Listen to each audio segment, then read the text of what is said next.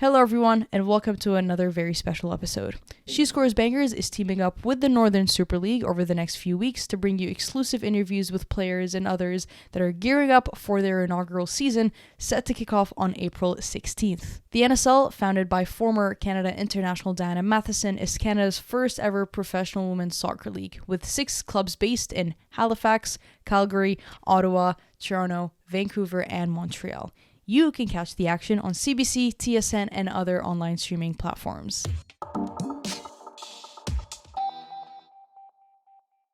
Today's guest and the final guest of this podcast collaborative series is a player who made quite the noise when her announcement of signing at one of the clubs was announced. Hailing out of Washington, born and raised in the capital, she joins from the Seattle Reign as one of the most experienced players the NWSL has seen. With over 200 professional games across the last decade in the United States, Norway, and Australia, she's an NWSL Shield winner with the Reign in 2022. Ready to bring her midfield magic to the Vancouver Rise, it's none other than Nikki Stanton. Nikki, it's a pleasure to have you here. How are you doing today? Hi, I'm doing so good. Thank you for having me, and happy Friday. Happy Friday. How is Vancouver treating you, and what have you been up today? Today I went to a really giant forest park with my teammate, my coworker, Quinny, and then I just ran some errands, went to a little coffee shop. I love it here. I literally have never been in a place where I'm like, wait, do I belong here? I also got my universal healthcare card in the mail the other day, so that's cool. Yeah, I'm loving it here. Yeah, I know I just told you that before we started recording, but we've been keeping up with your TikTok updates on how you've been settling in with the city, the Vancouver culture, the Vancouver life. What's been your favorite thing, or sort of like the thing that you're like, oh, this is really super cool that I'm super into?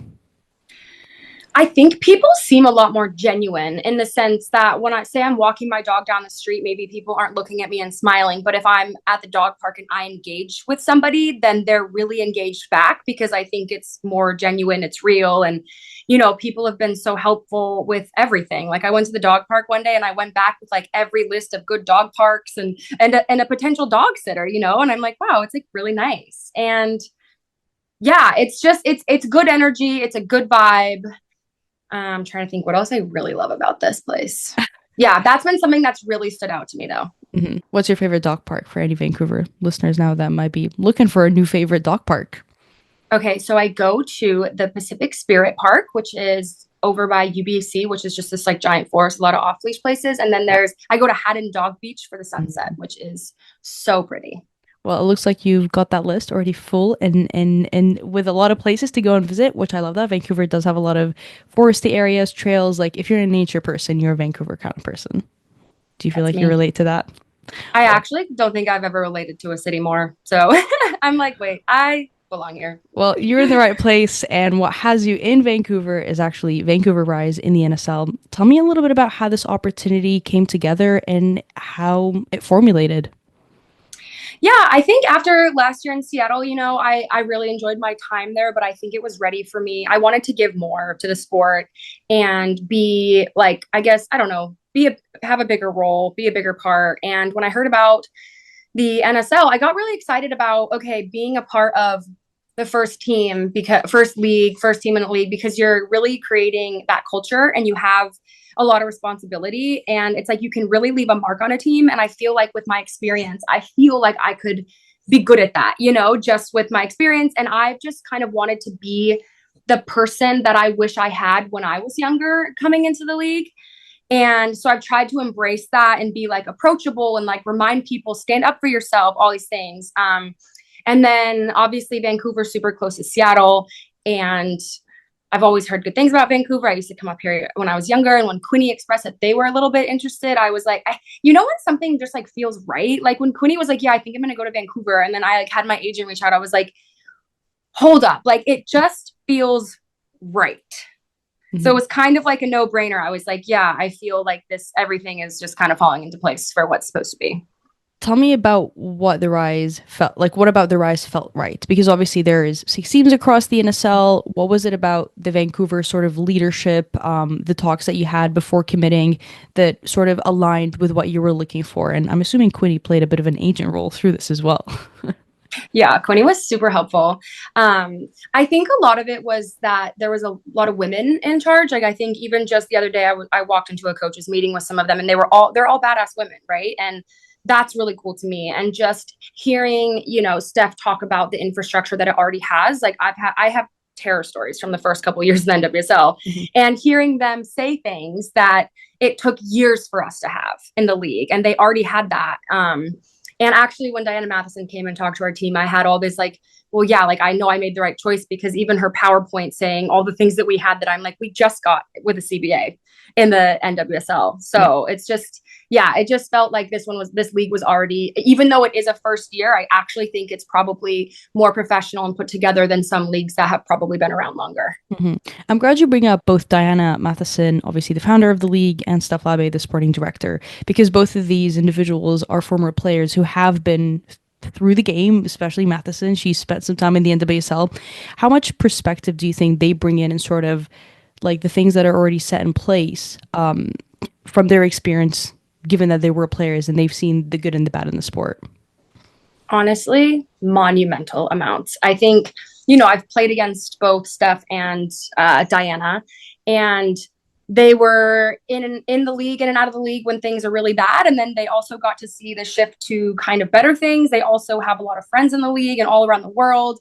So they have that input. And I think even them having some of the Canadians, Quinny, Aaron McLeod, Desi Scott, having them on the teams to be a direct, like, hey, to Diana Matheson, like, hey, this club is kind of just having that connection with people. It's not just a random person coming in. It's a part of someone that's been part of the women's soccer culture for years. And they both have incredible careers. They're amazing. Like, it's just, yeah, pretty cool. It's a new league. It's been coined by made by women for women. It's it's a very inclusive environment that I think the league is building, a very diverse environment. We're getting to see a lot of great rookies and sort of youngsters that are up and coming in the sport, great veterans. And it feels like, this is a major step to push the sport forward. From your perspective, and somebody who has seen the sport, again, have very tiny, small crowds to slowly but surely grow and continue to see the audience double and quadruple. How important is it that we're seeing this league in Canada, in North America, start at this level and at this standard? Obviously, given the fact that we haven't kicked off just yet, but it's an important step in the game. So I also think having another place for women to go that are graduating college. When I grew up, there was no women's league. Even when I graduated, it had folded. And now there are many leagues that maybe if someone doesn't make the NWSL, which has been around longer, has more solidified players, all those things, they have another option to look at. And I think it also will help the growth of women's sport in Canada, because I'm living here now and having some of the younger girls, that one girl comes from Prince Edward Island, which is so far away. And she moves away from her home and she comes to live in Vancouver, to like perform well in soccer. And that's crazy to me. Like every time I see them, I'm like, you are so strong and so brave and so cool for doing this, to follow their dreams. And they just qualified for the World Cup, which is great. But I think just for Canada's soccer in general, they're obviously a program that has done super well. So I think that's going to really help for women's soccer in Canada. You spent the majority of your career in the NWSL and in the United States. Obviously, you're American, so it's we're saying Canadians are going to stay home to play at home. It's great that you had that as an option in the US. Why do you feel like it was sort of the right time now to explore something different, and why Canada?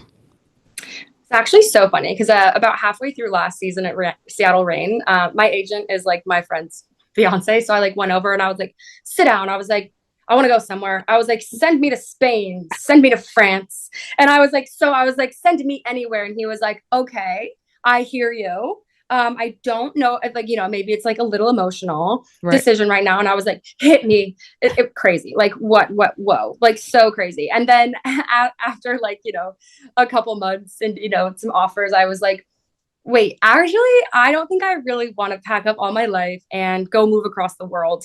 I think something closer would be great. And when Vancouver happened, I was like, I could have Burger and Cindy, like my dog and cat, Cindy, Lou and Burger. My parents are really close. And actually, after I'd signed, my mom texted me. She goes, I'm crying. I was like, why? She goes, you're not going to be in Seattle anymore. And I'm like, this is true. But to be fair, I am the closest I could possibly be on a team. Like even Portland's further than Vancouver. Yeah. It's the closest pro team.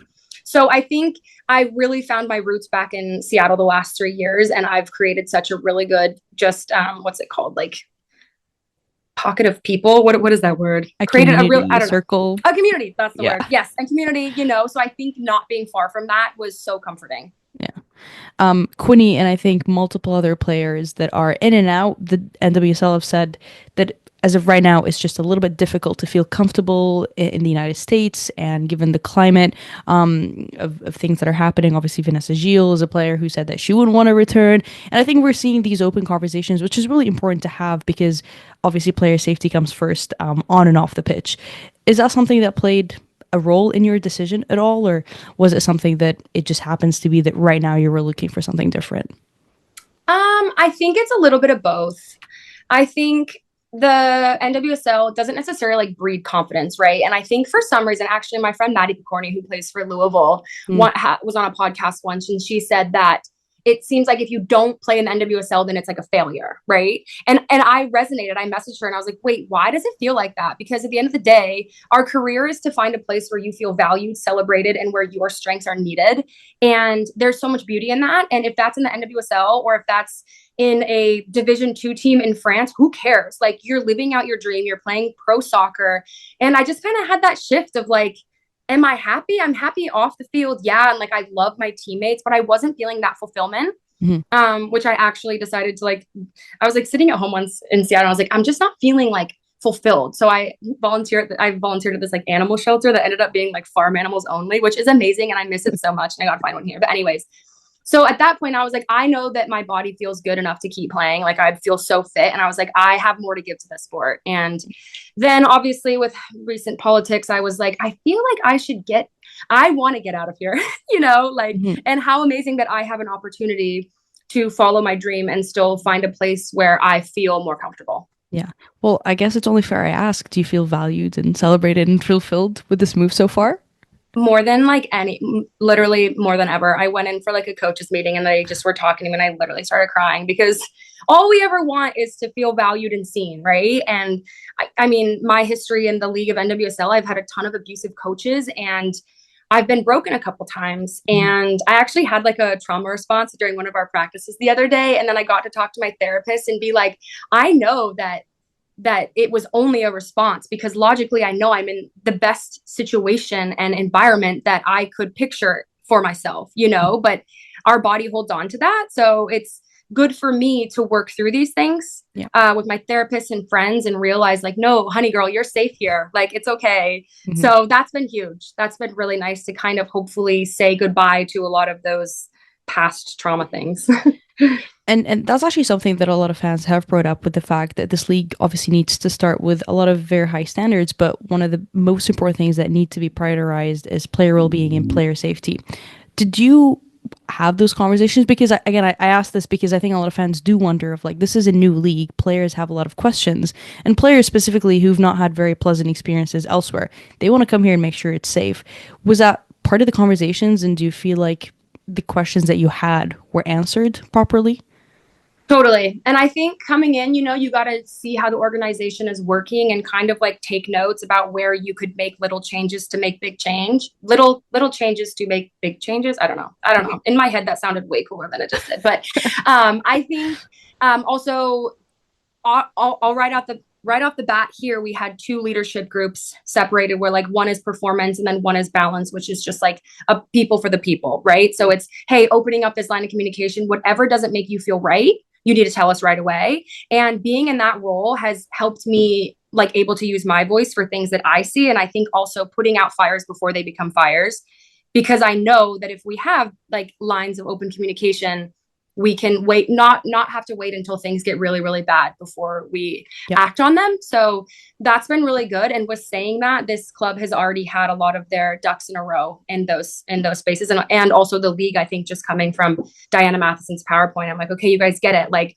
oh, we have an HR. You mean like my coach isn't my HR person? And like, if they're being mean, I have to go tell them that they're being mean. Like, what a concept, So yeah, it's definitely like there are some obviously quirks and stuff with the new league and new team, but a lot of the really major stuff has been pretty good and impressive, honestly. And that's excellent to hear. I feel like we need to nudge Diana for that presentation. Feels like it's getting a lot of praise, that PowerPoint. But we've just touched on obviously a significant amount of time in the NWSL. How would you describe your time in that league in, let's say, 3 words? Oof, 3 words in the NWSL. Okay. It's funny because the first word that pops into my head is tough because I think I had some of my toughest moments. Also growth, I think. Yeah. Growth is a big word. And I want to say friends or like friendship. I'm not even that. It's like when you're on a soccer team, it's so much deeper than a friendship in my eyes. Like I just caught up with Sarah Gordon when we played in Angel City, and we go so much deeper than just a friend. I think we've been through a lot together, and I think we're more excited for each other's success because we've seen, I mean, I guess that's friendship, but I don't know. There's just something deeper. So I'm going to say like soul connection. I think that's 2 words, but we'll put it together. Yeah. And it's so good to catch up with my friends. And I honestly just like miss them, and seeing where they've come from and see how far they've come. It's just like, yeah, I miss them. I want to focus on the 2 more positive words of growth and sort of like friendship and like soulmates that you've made on and off the pitch. What are some of the experiences from that are you trying to bring over into the NSL, into the friendships on and off the pitch, and just sort of, again, being one of, I will say, the founders of this inaugural season? Yeah, I think that's a really good question. And I think my thing that I just want everyone, I think, what's it called? The culture of a locker room is so important. And I have been in teams where the culture is non-existent, and a lot of it stems from the coach. People are turned against each other, and it's awful, and you don't feel seen, valued, or heard, which at the end of the day, don't we all just want to feel that? You feel the opposite, you feel worthless. I'm like, do I exist? Do you see me? Am I really here? Like that kind of thing. Yeah. So that's what I've really been focusing on here, is making sure that everybody knows that they matter and that they have a role. And no matter what that role is, it is important. And you also are not alone in your struggles. And, I'll see someone and I'll know that they're feeling the exact same way that I felt for a certain year of the NWSL, and so I'll have them for dinner. I'll be like, talk to me. I'll be like, I think I know how you feel. And they're like, that is how I feel. I'm like, yes. Okay. Guess what? We're going to get through this. Yeah. So just to be that person, where like, we're going to go night on the town, I say, hey, I won't be joining you, but call me if you need anything at all. And I won't ask questions, but tell me anyways. You know what I mean? It's like, yeah. I want to be, just really enforce there being a really good culture and having everybody respect each other. Culture is so, so important. One might say kind of the key to success on and off the pitch. What do you hope you're able to accomplish personally and professionally with the NSL? Well, we're going to win the NSL this year. That is what we're shooting for. We've had a really long preseason, and we know that that's our goal, right? So, which has been really nice. And I think professionally, for myself, I want to be a leader, but I want to be a leader that is true to myself. I think sometimes, you have the leaders that are always like speaking out loud or that lead by example. And I just want to like be me and use my leadership attributes that I think make me be a leader. So not try to be anything that I'm not. And I want to help this league and this team specifically be set up for after, I leave. Well, winning the first season starts with the first opening game, and it is indeed Vancouver Rise at home opening the season, the first ever NSL game. When you think about that, like, what's going through your head? Jitters, excitement? Is there like a specific scene that you're envisioning? Like, what's going through your head?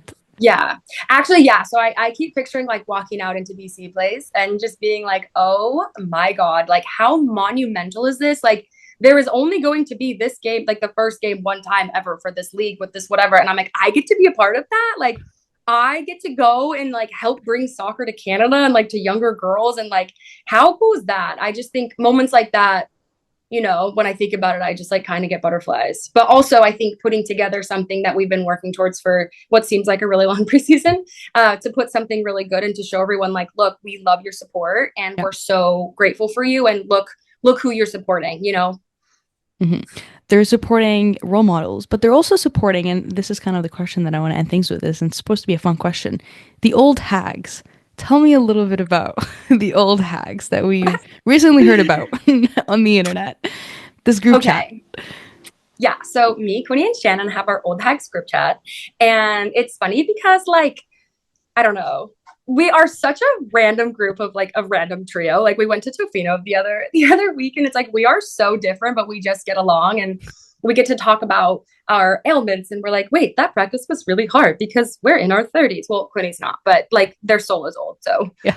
But yeah, the old hags. It was something else in the beginning, but I can't remember. And then it was the old hags, and I was like, listen, I'm really young at heart. But technically I have gone to sleep and woken up enough times to be considered an old hag. But I think I get to be the like, hey guy, like, I don't know. I'm like the child of the group, I think. I'm like, Mom, Dad. Who come up with the name? That's pretty creative. You know, I actually can't remember. It was one of those things that just kind of happened, and I looked at it and I said, yep, that tracks. Moved on. It works. It makes sense. The NSL works. It makes sense too for Canadian soccer. Nikki, thank you so much for joining me today. And thank you. Also, here's my dog. I love it. Burger, I feel like, has had a great time so far. Oh, he's actually loving it. Except for when it snowed. He was like, absolutely not. But he's thriving. I'm not even going to lie. How's the Vancouver weather? Is it calmed down? Oh my gosh. Actually, I grew up in Seattle, right? And for the first time in my life, I literally like woke up one day and I was like, I don't know if I can do this rain anymore. Because it was like 41 degrees and raining. And I just was like, I'm running around outside and I was cold. But now it like was sunny today. And I was like, wait, this is so good. So I have high hopes, and it's good. Everyone's like, wait till the summer. And I'm like, honestly, I already love it here. So the summertime is beautiful with all the mountains. It's going to be a good time. The NSL is also going to be rolling, and you'll be traveling all across the country. And I feel like the further away you move from Vancouver, like your visits to Toronto and Ottawa are going to be nice and warm. So you'll get to explore plenty. I look forward to seeing you kick it off with the Rise, and I think the inaugural first kick of the ball is going to be very, very exciting. And hopefully, yes, it's as cinematic as you described it just earlier. Yeah, and we're going to win. Also, the other day, I just happened to look at a map and I was like, wait, all our games are over there. And everyone was like, yeah, what did you think? And I was like, I don't know. Like, what? They're so far. But I've only ever been to Vancouver. So I'm pumped to just like see all the new places. You've only been to Vancouver, really? Oh, wow. Yeah, I know. Isn't that crazy? Like, what? Well, yeah. So, BC. I've only been to BC. Yeah. But, yeah. Well, yeah, but oh my gosh, I'm so excited. And also I have Canadian friends that are going to show me all like the secrets. So that's good. Yes, that's something that you need to make the most out of.